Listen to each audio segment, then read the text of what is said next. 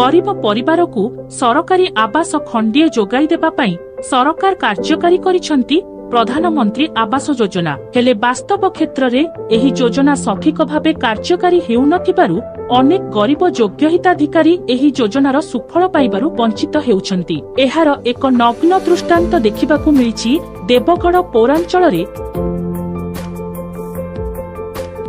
रियामाल block खिलेई panchayat फुलछरी grammar Ganesh कुमुरा जड़े भूमिहीन व्यक्ति। आज को 18 वर्ष हेला निज पिता मातांको देहांत परे से कामधंदा अन्वेषण रे गाँ छाड़ी देवगढ़ सहर को चली आसीथिले। सांगरे आसीथिले स्त्री सुबासिनी।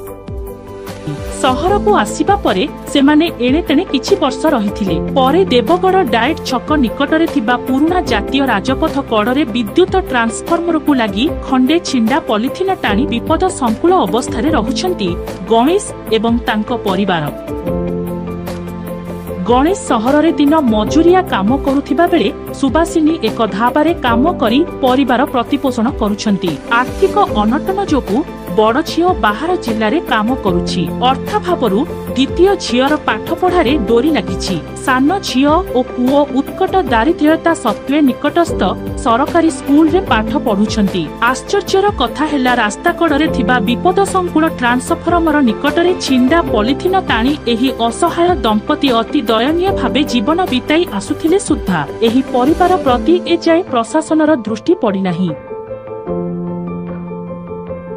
गरीब और बासहीन लोकंकु पक्का बासगृह जोगाई देबा लक्ष्य रे पौरांचल रे कार्यकारी हेउची प्रधानमंत्री आवास योजना। हेले सरकारी योजना चलीछि ता बाटरे एही बासहीन परिवार को एजाए पक्का बासगृह खंडीए मिली पारि नाही, जहा कि पौरांचल रे कार्यकारी हेउथिबा प्रधानमंत्री आवास योजनार स्वच्छता और निरपेक्षता उपरे मस्त बड़ प्रश्नबाची सृष्टि करिछि।